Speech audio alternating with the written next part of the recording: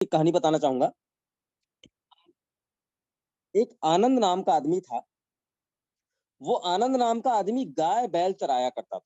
उसके पास बहुत सारी गाय, बहुत सारी बैल था और वो प्रतिदिन गाय चराने का काम करता था। जंगल में ले जाया करता था और गाय चराया करता था। गाय चराते चराते वो खाली समय में लकड़ी काटा करता था। लकड़ी लकड़ी काट कर वह जीवन यापन करता था और गाय चराता था। वह देखता यह था कि जब घर जाने का समय आता था तो वो गायें जो है फैल जाती थी, मतलब एक दूसरे से अलग अलग हो जाती थी और सारे गायों को इकट्ठा करने के लिए आनंद को बहुत समय लगता था। उसके दिमाग में एक विचार आया कि क्यों ना सारी गायों को मैं घंटी पहना देता हूं। घंटी मैं घंटी पहना दूंगा तो गायों की घंटियों से आवाज आएगी और मैं सारे गायों को एक जगह इकट्ठा कर सकता हूं जल्दी। उसने बाजार गया और 10-10 रुपए की एक एक घंटी लाया और सारे गाय को पहना दिया। इस प्रकार से वो गाय चराता रहा। एक दिन एक आदमी आया और उस एक ज्यादा दूध देने वाली गाय के ऊपर उसकी नियत लग गई कि इस गाय को मैं चुराऊंगा। लेकिन उसने देखा उस गाय के गले में घंटी है। जैसे ही मैं चुराने जाऊंगा यह घंटी बजेगा और आनंद मुझे पकड़ लेगा। अब उसके दिमाग में आइडिया क्या आया, क्यों ना मैं कुछ तरीका अपनाता हूं। वह आनंद के पास गया और बोला कि वह सफेद कलर की गाय की जो घंटी है वो मुझे बहुत पसंद आ रहा है। मैं इसके 5,000 रुपए दूंगा। क्या ये घंटी मुझे दोगे? आनंद सोचने लगा कैसा बेवकूफ आदमी है ये। 10 रुपए की घंटी को 5,000 में मांग रहा है। कुछ देर सोचने के बाद में आनंद बोलता है, अरे ये तो बड़े फायदे की बात है। ठीक है, तुम 5,000 लाओ और ये घंटी ले जाओ। वो आदमी 5,000 रुपए दिया और उसी सफेद कलर के गाय का घंटी मांगा जिस गाय को वो चुराना चाहता था। आनंद घंटी निकाला, 5,000 रुपए लिया और उस घंटी को उस आदमी को दे दिया। अब वो 5,000 लेके बड़ा खुश घर चला गया। दूसरे दिन फिर वो गाय चराने आया तो वो जो घंटी खरीदा आदमी उस गाय के पास गया जिसको वो चुरा और उस गाय को पकड़ा और धीरे से अपने घर ले गया। शाम हुई, सारे गायों को लेकर आनंद अपने घर गया और गिनती किया तो एक गाय की कमी थी। क्यों? क्योंकि उसी गाय की घंटी को उसने बेचा था जिस गाय का चोरी हुआ।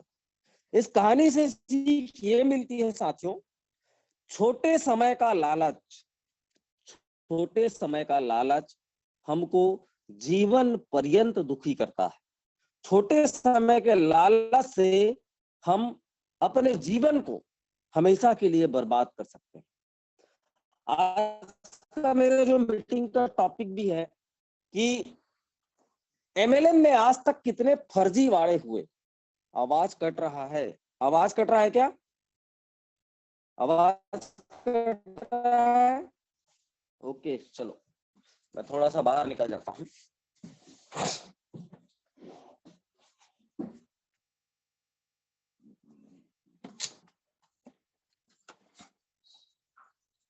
अब आवाज क्लियर है? अब क्लियर है क्या आवाज? क्लियर है सर। चलिए, ओके। मैं थोड़ा सा वाईफाई चालू कर लेता हूँ, 1 मिनट। थोड़ा सा 2 सेकंड होल्ड करेंगे। चलिए, ओके। अब क्लियर है ना आवाज?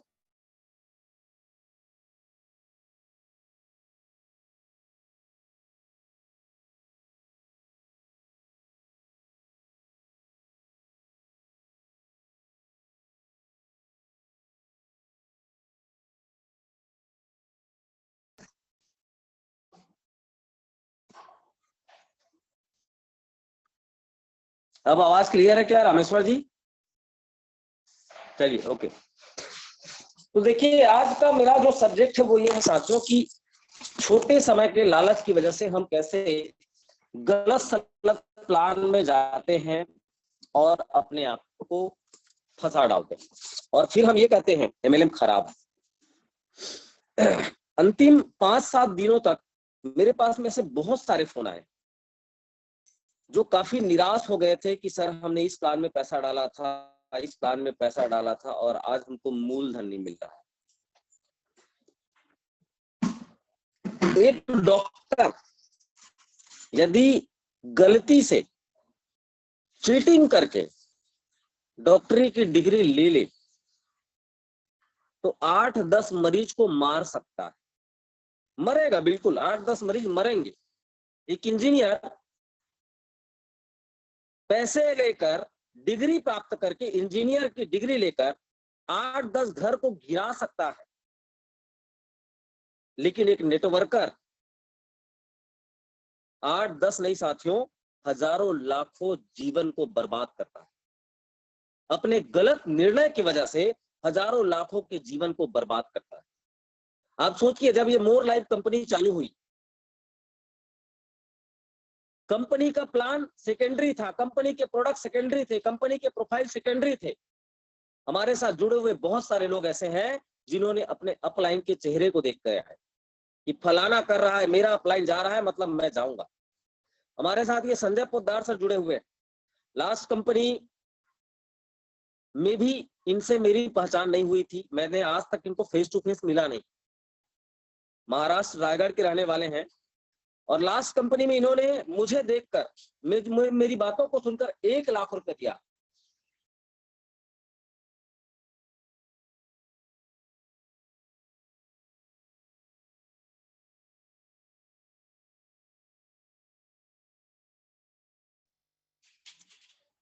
तो मैं ये बोला था साथियों कि संजय जी 1 लाख रुपए लास्ट कंपनी में डाले, मुझे मेरी बातों को सुनकर। इस कंपनी की बात जब मैंने की, इन्होंने कुछ नहीं पूछा, प्लान बस पूछा एक बार, बोला सर प्लान कैसा है और आप कर रहे हैं तो मैं करूंगा। अब सोच कर देखिए, मैं यदि मेरे मन में स्वार्थ होता, लालच होता और मैं गलत सलत प्लान में फंसा दूं तो मैं संजय एक को नहीं फंसाऊंगा, संजय जी के माध्यम से जितने लोग आएंगे उन सब के जीवन को बर्बाद करने का कारण मैं बनता हूं। तो आज परसों मुझे एक फोन आया कि सर, अच्छा परसों एक फोन आया था, वो इस जूम में मीटिंग में जुड़े हुए हैं क्या, मैं देखता हूं एक बार। नहीं, वो नहीं जुड़े हुए हैं। परसों जिन शख्स का फोन आया, वो शख्स का फोन मुझे 1.5 महीने पहले और आया था, 1.5 महीना पहले, और उन्होंने कहा सर वीडियो कॉल करिए। मैंने बोला क्यों? उसने कहा सर मैं सिंगापुर में हूं। मैंने बोला मजे की बात है सर, आप सिंगापुर में हो? बोलता है मैं सिंगापुर सर आज आया हूं, परसों मलेशिया में था और 4 दिन पहले थाईलैंड में था। और उस शख्स का उम्र है लगभग 65 साल। 1.5 महीने पहले की बात। और उन्होंने कहा सर मैं रायपुर आते ही आपसे मिलता हूं। वो मेरे से मुलाकात तो नहीं किए, लेकिन अभी परसों उनका फोन आया था और उन्होंने कहा सर मैं लुट गया, बर्बाद हो गया। 1.5 महीने पहले जो शख्स कहता था कि मैं सिंगापुर में हूं, मेरी 7 पीढ़ी आज तक विदेश यात्रा नहीं की सर, मैं सिंगापुर पहुंच गया एमएलएम के दम पर। और कल उनका फोन आया था, मैं बर्बाद हो गया। मैं बोला कैसे, क्या हो गया? बोला सर सिंगापुर जो मैं गया था ना, आपको बताया नहीं था, मैं एक कंपनी में 6 लाख रुपया डाल दिया। 6 लाख रुपया, 6 लाख रुपया खुद का डाला सर, और अपने दोनों समधी को, मेरी बेटी जहां गई है उसके समधी को, दोनों समधियों को 1.5 लाख रुपया और डलवाया। मतलब लगभग 9 लाख रुपया का इन्वेस्ट। मैंने बोला ऐसा क्या चीज है बताइए, हो सकता है मैं आपकी सहायता करूंगा। उन्होंने मुझे बताया ऐसा ऐसा बात है। मैंने गूगल में जाके सारा चीज सर्च किया तो मैंने क्लियर बोल दिया सर आपका पैसा डूब गया। आज इसी विषय पर मीटिंग, हम लोगों को अवेयरनेस करें। छोटे समय का लालच बर्बाद कर देता है साहब। क्या हमारा दिमाग विचलित नहीं होता होगा? मेरा भी दिमाग कभी कभी विचलित होता है उन लोगों को देखकर जो मेरे पास आते हैं और कहते हैं ये देखो आपसे छोटी टीम है मेरी, आपसे जानकारी कम है मेरी, आपसे छोटा मेरा दायरा है, लेकिन इनकम आपसे मेरा बड़ा है। उस समय मुझे भी ग्लानि फीलिंग होती है, ग्लानि, यार ये सच बोल रहा है क्या। लेकिन मैं उन आंकड़ों के ऊपर बिलीव करता हूं जो आंकड़े आज से 50 साल पहले से चलते आ रहे हैं। देखिए साथियों, प्रोडक्ट बेस सदा था, सदा है, सदा रहेगा। हम व्यवसाय कहते हैं, business. What is business? Business किसको कहते हैं? व्यापार का उल्लेख करें तो व्यापार किसको कहते हैं? व्यापार होता है गिव एंड टेक, लेना और देना, वही व्यापार। और लेन देन की प्रक्रिया में किसी वस्तु का आदान प्रदान ही व्यापार है। किसी वस्तु का आदान प्रदान व्यापार है, और यह व्यापार कभी बंद नहीं होगा।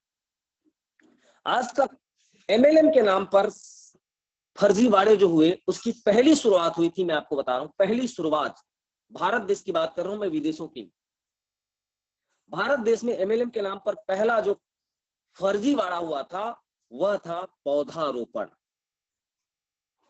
पौधारोपण सन 1987 की बात है, जिस समय मेरा जन्म हुआ था। इसमें से बहुत सारे लोग होंगे जो 85-86 के लोग।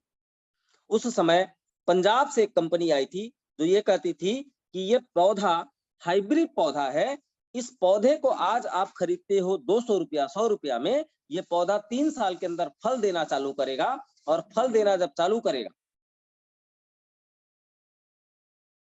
तो ये 3 साल भी फल दिया तो 3 और 3 6 साल इतना फल देगा कि आपका पैसा 4 गुना 5 गुना हो जाएगा। यह पहला फर्जीवाड़ा। देखिए, 2 प्रकार का चीज होता है इस ये ठगने लूटने वाले सिस्टमों में। मैं इसको गलत नहीं बोलता, कई जगह ये ठीक भी है, सही भी है, लेकिन ऑन रिस्क, खुद के रिस्क पर यदि आप करते हो तो ये सही है। 2 चीज आपने सुना होगा, एक कहते हैं मनी सर्कुलेशन और दूसरा कहते हैं इन्वेस्टमेंट। पहला मनी सर्कुलेशन और दूसरा इन्वेस्टमेंट। इन्वेस्टमेंट की बातें कुछ हद तक सही हैं कि मैंने कहीं पर इन्वेस्टमेंट कर दिया, उसका रिटर्न मुझे मिल रहा है। लेकिन सोच कर देखिए, इन्वेस्टमेंट में रिटर्न गारंटी मिलना गारंटेड है क्या? गारंटेड है क्या कि इन्वेस्टमेंट का रिटर्न गारंटी मिलेगा? गारंटी नहीं है साथियों। ऑन रिस्क, खुद के रिस्क पर यदि आप करते हैं तो आप सही हैं। लेकिन यदि उसकी गारंटी लेते हैं कि रिटर्न मिलेगा, मतलब मिलेगा, वहां पर आप एक दूसरे आदमी को टोपी पहना रहे हैं। दूसरा है मनी सर्कुलेशन। मनी मतलब पैसा, सर्कुलेशन मतलब सर्कुलेट करना, घुमाना, पैसे को घुमाना। अब घुमाया कैसे जाता है? जैसे आप एक सिक्के को गोल घुमाते हो, वो गोल घूमता है। कैसे घूमता है? यहां से वहां, वहां से वहां, वहां से वहां, वहां से वहां, ऐसे घूमता है। उसी प्रकार से मनी का सर्कुलेशन होता है। मनी सर्कुलेशन में क्या होता है? इसकी टोपी उसके सर, उसकी टोपी उसके सर, उसकी टोपी उसके सर। जिस दिन मुंडी मिलना बंद, टोपी घुमाना बंद, मतलब ये हुआ नया बिजनेस आना बंद तो पैसा मिलना बंद। इसको कहते हैं मनी सर्कुलेशन। अब ये मनी सर्कुलेशन या इन्वेस्टमेंट के आड़ में आज तक कितने प्रकार के फर्जीवाड़ा हुए। सनातन सत्य है, आप अपने दिमाग को कभी विचलित मत कीजिएगा। थोड़ा कमाओ, अच्छा रहो, सुखी रहो, रिस्क ना लो। क्योंकि साथियों, इस इंडस्ट्री में जब आप एक रिस्क लेकर किसी काम को करते हैं और फंस जाते हैं तो आपका नाम खराब होता है, आपके परिवार का नाम खराब होता है, आपकी टीम का नाम खराब होता है। तो पहला आया पौधारोपण के नाम पर। दूसरा जो हुआ था, आपने सुना होगा स्पीक एशिया। 5,000 करोड़ से ऊपर का घोटाला हुआ स्पीक एशिया, जो आज भी उस जमाने के लोग आज तक नहीं सीखे हैं। उस जमाने से जो चला, आज भी ऐसे प्लान में लोग काम करते हैं। क्या था वो प्लान? आपने दिया 3 से 5,000, प्रतिदिन आपको 24-25 ऐड देखना है, ऐड देखोगे तो पैसा आएगा। और आप जब दूसरे को जोड़ते हो वो भी ऐड देखेगा तो उसके ऐड देखने का आपको कमीशन आएगा। ऐसे प्लानों में भी लोगों ने अपने पैसे को बर्बाद किया है। तीसरा तरीका देखिए, हमारे भारत देश में जब तक बेवकूफ हैं होशियार भूख नहीं मरेंगे। बेवकूफ जब तक हैं होशियार भूख नहीं मरेंगे। लोग हमको फंसाते नहीं हैं, हम फंसने के लिए जाते हैं। माध्यम हर बार चेंज हुआ है इस एमएलएम में। ये पवित्र धरती है, ये पवित्र संस्था है एमएलएम। इसको बर्बाद करने के लिए, इसको बदनाम करने के लिए कई प्रकार के माध्यम लोगों ने लाए। भाई इससे नहीं जुड़े तो ये सामान ले लो, इससे नहीं जुड़े तो ये ले लो, इससे नहीं जुड़े तो ये ले लो। हर बार माध्यम चेंज हुआ है, पैसे लेने के तरीके चेंज हुए। तीसरी बारी आई थी जमीन कि आप एक बार 2 लाख 4 लाख डाल दीजिए या किस्तों में पैसा डालिए, उसका हम जमीन खरीदेंगे। वो जमीन आज खरीदेंगे, गारंटी है कि 5 साल 6 साल के बाद में उस जमीन का वैल्यू 4 से 5 गुना होगा। हम आपको डबल देने का वादा करते हैं। और मुझे लगता है सारी कंपनियों को मिलकर, सारी कंपनियों का पैसा मिलाकर 3-4 लाख करोड़ तो होगा। 3-4 लाख करोड़ से ऊपर का अमाउंट होगा जो कंपनियों में फंसा हुआ है। मैं ये नहीं कहता कि जमीन डबल तिबल नहीं होता, लेकिन यहां पर भी तो रिस्क है ना। आपने तो जमीन नहीं खरीदा, आपने पैसा इन्वेस्टमेंट किया। वो जमीन कहां खरीदा, किस प्रकार का जमीन खरीदा, विवादित है, अविवादित है, बंजर है, क्या है, वो आप कैसे जानोगे? इसके बाद में आया था, आपको पता होगा, बकरी पालन, भैंस पालन, कि भाई साहब आप 5,000 दोगे, उस 5,000 के हम 3 बकरियां खरीदेंगे। एक बकरी 6 महीने में 3 बच्चों को जन्म देती है। मतलब 3 बकरियों को जन्म दिया तो 9 बच्चे हुए 6 महीने में। 12 महीने में हुए 18 बच्चे, और 18 बच्चे 3 साल, मतलब 18 तिया 54। एक बकरी को मैं 1,000 में भी बेचा तो 54,000 रुपए जाता। अब यही नहीं, वो बकरी जो मल निकालेगी, मल, उसका भी दाम है। वो बकरी का जो खाल है उसका भी दाम है। बकरी का जो यूरिन है उसका भी दाम है। अब आप सोचिए, आपने दिया 5,000, हमने बना लिया उसका 70 से 80,000। आपको वादा कितना करते हैं? डबल देने का, 10,000 देने का वादा करते हैं। दे सकते हैं कि नहीं? आप मुझे बताइए, दे सकते हैं कि नहीं? अच्छा, कुछ लोग मुंडी हिला रहे हैं। हाँ, दे सकते हैं। तो दिए क्यों नहीं? आस्था गोट फार्मिंग, मैं आपको बता रहा हूं, 700 करोड़ का घोटाला। कुछ नहीं है, ना वहां बकरी था, ना वहां बकरी का मांस था, कुछ नहीं था।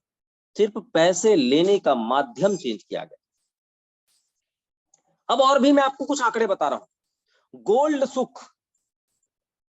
सुख सन 96-97 में ये घोटाला हुआ था, लगभग 300 करोड़ का। आप पैसा लगाओगे, उसका हम सोना खरीदेंगे। सोने का रेट हमेशा बढ़ते रहता है, और 5 साल में ये सोने का दाम 3 गुना होगा। आपको हम 2 गुना देने का वादा करते हैं। गोल्ड सुख पंजाब की कंपनी थी, बहुत बड़ा घोटाला उसमें हुआ था। फिर आया एजुकेशन के नाम पे पैसा वसूलना। आप 15,000 रुपए लगाइए, इसके बदले हम आपको एक एजुकेशन पैकेज देंगे, स्किल डेवलपमेंट, पर्सनालिटी डेवलपमेंट। और आप जब 2 पर्सनालिटी डेवलपमेंट करने वाले लोगों को लाओगे तो आपको हम कमीशन देंगे। पर्सनालिटी डेवलपमेंट पैसे से होता है क्या? और भी कुछ चीजें आई, मैं आपको बता रहा हूं। कौन सा? मोटर बाइक किराया। मोटर बाइक किराया, आप पैसा जो लगाओगे उसका हम एक बाइक खरीदेंगे, उस बाइक को हम लगा देंगे किराए पे। रोज किराए में जाएगा, रोज पैसा आएगा, लेकिन हम आपको 10% महीने में देंगे। आपको कुछ नहीं करना है, आप लगाइए 20,000 रुपया, आपके उस 20,000 के एवज में हम बाइक खरीदेंगे। 20,000 का 2,000 हम प्रतिदिन देंगे, पर हर महीना देंगे। आपको यकीन नहीं होता? मैं बता रहा हूं कैलकुलेशन। आपने 20,000 की जो बाइक खरीदी भाई साहब, उसको हमने किराए पे लगा दिया। आप सोच कर देखिए, दिल्ली जैसे शहर में यदि हमने किराए पे लगाया है, दिन में यदि 5 बार किराया गया और उससे हमको 50 रुपए भी प्रॉफिट होता है, तो 250 रुपए प्रतिदिन हमको प्रॉफिट होता है। 250 रुपए हमको प्रतिदिन प्रॉफिट हुआ। महीने में कितना हो भाई साहब? 7,000। आपको कितना देना है? 2,000। वहीं पर दिमाग हमारा विचलित, हाँ सही तो बोल रहा है, तो दे सकता है। 6,000 करोड़ का घोटाला हुआ। फिर और बारी आई, और थोड़ा समय परिवर्तन हुआ। समय परिवर्तन के बाद में ये ठग लोगों के तरीके और चेंज हुए। और कैसे चेंज हुआ? पोस्टर लगाओ पैसा आएगा। 11,000 रुपए दोगे, आपके घर में हमारी कंपनी का पोस्टर लगाओगे। पोस्टर को पोस्टर के सामने रोज जाके फोटो खिंचा के भेजना है। उसके एवज में हम आपको प्रति हफ्ते पैसा देंगे। अच्छा, उससे जब पूछा गया पोस्टर लगाने से पैसा कैसे मिलेगा, तो उन्होंने क्या कहा पता है? यदि हमारी इसी कंपनी का प्रचार करने के लिए टीवी में अक्षय कुमार को, अमिताभ बच्चन को बुलाएंगे तो कितना रुपया देना पड़ेगा? एक अमिताभ बच्चन नवरत्न तेल का विज्ञापन करने के लिए 6 करोड़ रुपए लेता है भाई साहब। ये काम हमारा 60 लाख रुपए में हो जा रहा है, कंपनी को 5 करोड़ 40 लाख रुपया बचा, इसीलिए हम उसका पैसा देते हैं। लोग पागल हो गए थे। मेरी भी टीम से बहुत सारे लोगों ने निर्णय ले लिया, पागल हो गए थे। आज पोस्टर गायब है, कंपनी गायब है, दुकान गायब। पोस्टर लगाने से पैसा है। फिर समय परिवर्तित हुआ। अब मैं मेन मुद्दे पे आ रहा हूं। फिर समय परिवर्तित हुआ और क्राउड फंडिंग के नाम पर लोगों से पैसा उठाया गया। क्राउड फंडिंग, क्राउड मतलब भीड़, फंडिंग मतलब फंड। भीड़ के द्वारा जुटाए हुए फंड को क्राउड फंडिंग कहते हैं। अब इसमें भी कैसे बनाया गया? ना कोई एडमिन, ना कोई ऑफिस, ना कुछ सामान बेचना है। तेल मिर्ची साबुन बिल्कुल नहीं बेचना है। ना ही कोई एडमिन चार्ज, ना ही कोई विड्रॉल फीस, ना ही कोई क्लोजिंग, कुछ नहीं। तो काम कैसे होगा? किसी का आईडी नहीं है, ऑटोमेटिक चलता है, क्या बोलते हैं, डिसेंट्रलाइज है, डिसेंट्रलाइज। अच्छा, कैसे होगा? पैसे कैसे मिलेंगे? आप लगाएंगे $100, 6 लोगों को जोड़ेंगे, 6 लोगों को आप जोड़ेंगे $100 से। अच्छा, $600 हो गए। मुझे क्या मिलेगा? आपका पहला लेवल पूरा होगा और आपको $300 मिलेंगे। $100 से आप जुड़े थे, 6 लोगों को जोड़े, $600 आपने दिया, $300 आपको मिलेंगे। बाकी $300 कहां गया? वो आपके अपलाइन को चला जाएगा। अब $300 जो मिला है, उसके एवज में आपको अगले लेवल का पैसा लेने के लिए $200 फिर डालना होगा। तो बचा कितना मेरे पास में? मात्र $100। यहीं पर कैलकुलेशन कीजिए साथियों, आपने टोटल पैसा कितना दिया? खुद मिला के $700। आपके पास आया कितना? $100। अपलाइन को कितना गया? $1,500। 1,500 और 100, 2,000। सॉरी, 100, 1,500, 300 और 100, $400। तो $300 कहां गया? अपग्रेड में। अगली बारी वो 6 लोग जब 6 को लाएंगे, 36 लोग आएंगे, तो आपको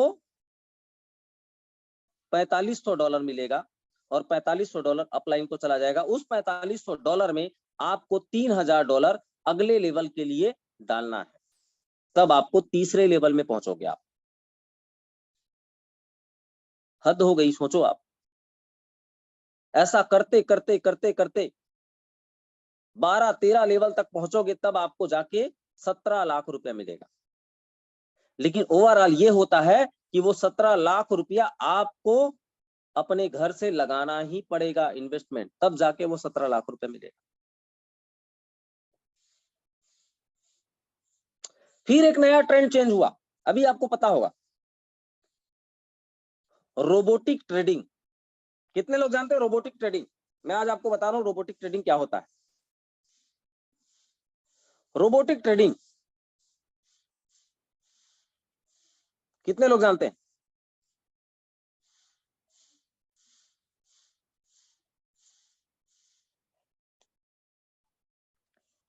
चलिए, एक रोबोट होगा, वो शेयर मार्केट का विद्वान है, वो शेयर मार्केट को जानता है, और वो जब लॉस होगा बेच देगा, प्रॉफिट आएगा खरीद लेगा। सॉरी, प्रॉफिट आएगा तो बेच देगा, लॉस होगा तो खरीद लेगा। मतलब नीचे जाएगा तो खरीदेगा, ऊपर जाएगा तो बेचेगा। मैं आपको एक चीज बता दूं, ये जो शेयर मार्केट है वो डिपेंड करता है किसके ऊपर? Politics, budget. आपने देखा होगा, जिस दिन बजट पारित होता रहता है उस दिन शेयर मार्केट उछल पुथल रहता है, कभी गिरता है, अचानक धड़ाम से गिरेगा या उड़ जाएगा।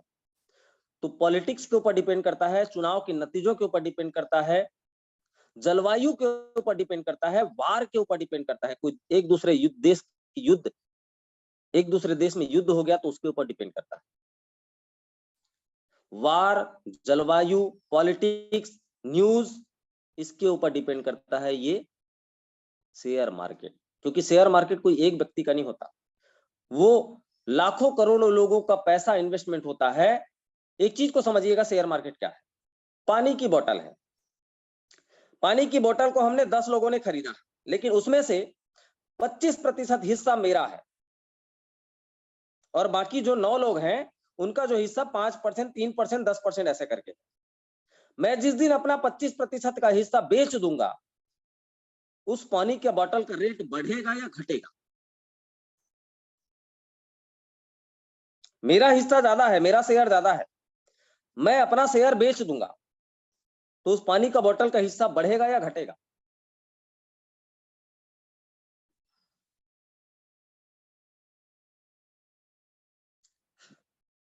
आपको साथियों घटेगा, क्योंकि मेरा हिस्सा ज्यादा था।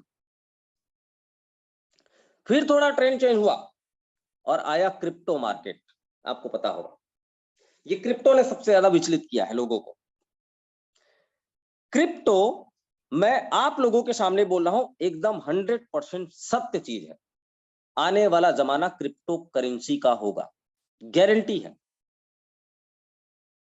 लेकिन क्रिप्टो के नाम पर चलने वाले एमएलएम प्लान वो गलत है। कैसे, उसका कारण मैं आपको बता रहा हूं।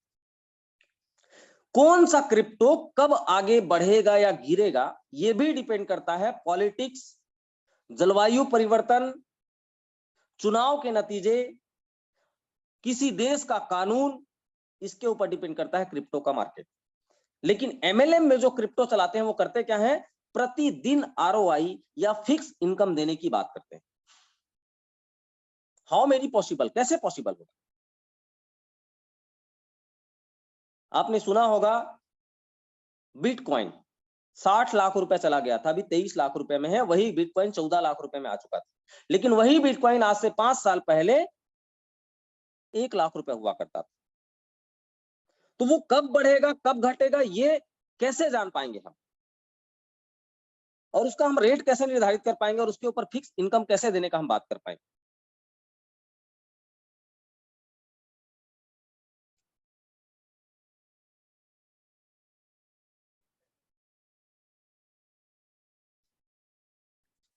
अब मैं आपको बताने वाला हूं सही कंपनी के पैमाने। सही कंपनी कैसे होना चाहिए और किसमें आपको काम करने चाहिए। पहला चीज, स्कैम और लीगल को समझिएगा। पहला, स्कैम जहां पर होगा वहां कॉस्टली प्रोडक्ट होगा। कॉस्टली, 100 का प्रोडक्ट 2000 रुपए में बेचा जाएगा और बीच का कमीशन बांटा जाएगा। लेकिन लीगल कंपनी में क्या होगा? रिजनेबल प्राइस होगा, रिजनेबल। ज्यादा 10, 20, 25 रुपया ऊपर नीचे हो सकता है, लेकिन रिजनेबल प्राइस होगा। दूसरा, product are only for showcase. जहां पर स्कैम होगा वहां पर प्रोडक्ट जो भी रखा गया है वो सिर्फ शोकेस होगा, सिर्फ शोकेस, दिखाने का होगा, यूजेबल नहीं होगा। जैसे आपने देखा होगा कई जगह सूट लेंथ, नॉन यूजेबल जूता, चप्पल, ये सब चीजों के ऊपर एमएलएम किया जाता है। तो जिस कंपनी के प्रोडक्ट सिर्फ 100 केस होंगे वहां आप बच के रहें।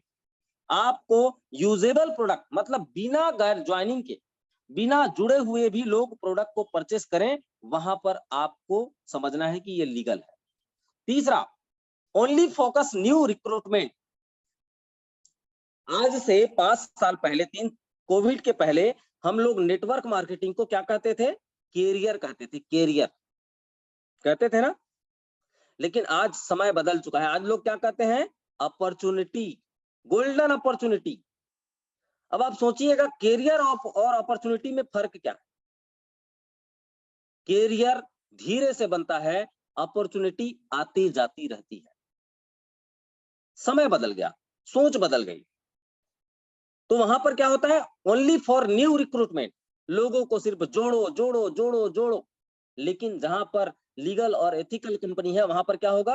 रीपरचेस होगा, रीपरचेस। इसका फायदा और नुकसान मैं आपको बता रहा हूं। बड़ी मेहनत करके आपने हजारों लोगों की टीम बनाई और जो लोगों का ज्वाइनिंग आना बंद हो गया तो आपका इनकम परमानेंटली बंद हो जाता है। लेकिन जिस प्लान में रीपरचेस हो, जिस कंपनी के पास में रीपरचेस हो, जुड़े हुए एडजस्टिंग लोगों को आप जो है टीम बिल्डिंग, उस टीम को बिल्ड करके रीपरचेस के माध्यम से पैसा कमा सकते हैं। चौथा, एडमिन चार्ज बहुत बड़ा इशू है साथ। पे आउट पर एडमिन चार्ज काटना। किस चीज का एडमिन चार्ज? आपने तो प्लान बनाया है, एडमिन किस चीज का? आप तो अपना प्रॉफिट पहले से निकाल के रखे हो, फिर किस बात की एडमिन चार्ज आप काटते हैं? लेकिन एथिकल कंपनियों में कोई एडमिन चार्ज नहीं होता। Multiple ID, bulk buying ID. आपने स्कैम कंपनी को पहचान बता रहा हूं मैं। मल्टीपल आईडी, एक नाम में आप 5 आईडी लगा लो, 7 आईडी लगा लो, या एक घर से एक काम करो। हमारी कंपनी में 10,000 रुपए की ज्वाइनिंग है, 2 लोगों को जोड़ने पर 1,000 रुपए मिलता है। एक काम कीजिए, 7 आईडी 70,000 आप लगा लीजिए और आपको ये ऑफर, ये टूर, वो टूर फ्री में मिलेगा। ऐसे भी होते हैं। बट लीगल कंपनी में क्या होगा? 1 पेन 1 आईडी, एक पेन कार्ड में एक ही आईडी होगा। स्कैम में क्या होगा? उस कंपनी के डायरेक्टर का शॉर्ट टर्म विजन होगा, छोटे समय का लालच। हमारे छत्तीसगढ़ में कंपनी चल रही थी, आपको याद होगा। लास्ट 1 साल में उन्होंने खूब पटाखे फोड़े और वो भी कहते थे कि work from home, work from home. मैं नाम नहीं लेना चाहूंगा। अभी मैं आपको बता दूं, पहले उन्होंने 1,000 रुपए की ज्वाइनिंग बढ़ाई, अभी सुनने में आया है कि 500 रुपए बाइनरी कम कर दिए, और अभी और बता रहा हूं मैं, वो भी नहीं दे पाएंगे वो। क्योंकि कैलकुलेशन होता है जो आज तक एमएलएम में चलते आया है कि इससे ज्यादा आप नहीं बांट सकते तो नहीं बांट सकते। वो अपनी इनकम को और कम करेंगे। लेकिन एक लीगल कंपनी में क्या होता है? लॉन्ग टर्म विजन होता है। उसका कंपनी का मैनेजमेंट ये चाहता है कि उस कंपनी के लीडर का चेक बने, पैसा कमाए, टीम बिल्ड हो, अनेक राज्यों में अनेक जगह मीटिंग और सेमिनार चालू। तो ऐसे कुछ लक्षण है साथियों लीगल और स्कैम वाली कंपनी में। तो मेरा हाथ जोड़ के आप लोगों से निवेदन है, छोटे समय का लालच ना करें। धीरे धीरे रे मन्ना, धीरे से सब कुछ होए। आप धीरे धीरे धीरे करके टीम बिल्ड करते हैं। मैं बोलता हूं, कल जैसे हमारे बरसन लाल साहू सर ने एक मीटिंग आयोजन रखा था ऑफिस में, 6 लोग आए थे, मात्र 6 लोग। अब ये 6 से 60 कैसे होंगे? जब निरंतरता होगी, निरंतरता। वो 6 अगली बार 2-2 को लाए तो 12, वो 12 2-2 को लाए तो 24। आप एक चीज को समझिएगा, रबर की गेंद को जितनी तेज गति से आप दीवार में मारोगे उतनी तेज गति से वो आपकी ओर वापस आएगा। ये प्रकृति का सिद्धांत है। आप जितनी तेज स्पीड में आगे बढ़ोगे, जितनी तेज ग्रो करोगे, उतनी तेज गति से आप डाउनफॉल में भी जाओगे। इसीलिए बी पेशेंस। जीवन नेटवर्क मार्केटिंग में कुछ दिनों में, कुछ समय में, कुछ महीनों में नहीं बनता। आज जितने भी लोग जो 10 लाख रुपए से ऊपर इनकम कर रहे हैं, उनका टाइम ड्यूरेशन देखिए वो कब से लगे हुए, धीरे धीरे धीरे धीरे धीरे करके सारी चीजें होंगी। और हमारी 1 तारीख को कोर ग्रुप की मीटिंग है। आप सभी के टीम लीडर्स उस कोर ग्रुप मीटिंग में आ रहे हैं। मार्च महीना धमाल करेंगे, यकीन मानिए। बहुत कुछ करने वाले हैं हम लोग, बहुत कुछ प्लानिंग हमारी हो गई, अब सब सेटअप हो चुका है, सारे प्रोडक्ट्स आ चुके हैं, ऑफिस हमारा रेडी हो गया है। 1 तारीख से सारे स्टाफ भी आने वाले हैं। और जो हेड ऑफिस बनाई गई है साथियों, उसका ज्यादा से ज्यादा उपयोग करें। कुछ नहीं करना है आपको प्लान नहीं आता, डजंट मैटर। आपके आसपास फ्रेंचाइजी नहीं है, डजंट मैटर। आपकी टीम छोटी है, डजंट मैटर। आप कुछ मत कीजिए, हर हफ्ते प्लानिंग कीजिए। 5 लोगों को पकड़ के आप हेड ऑफिस आने का, 5 लोग को पकड़िए हर हफ्ते और हेड ऑफिस आइए, हेड ऑफिस घुमाइए, प्रोडक्ट दिखाइए, मैनेजमेंट से मिलाइए। धीरे धीरे करके आपको देखेंगे आपका टीम ऐसे ही ग्रो करने लगेगा। तो बी अवेयर, बी केयरफुल। जीवन में आप पैसा तो बहुत बना सकते हैं साथियों, लेकिन नाम और शोहरत एक बार जो चला गया दोबारा कभी वापस नहीं आता। इस इंडस्ट्री में मैंने कई लोगों को देखा है, बड़े बड़े धुरंधर लोगों। आज सिर्फ उनके सामने रंधर बाकी है, धुआं निकल गया। तो आज के लिए बस इतना ही। फिर से मिलते हैं कल सुबह 7:30 बजे एक नए विषय के साथ में। तब तक के लिए आपका दिन शुभ रहे। धन्यवाद।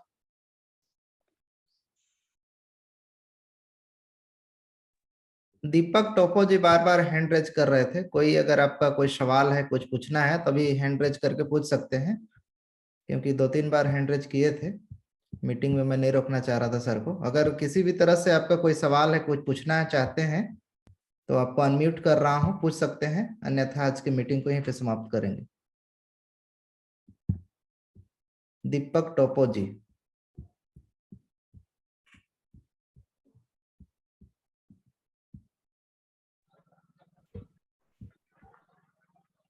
दीपक जी कुछ बोलना चाहते हैं?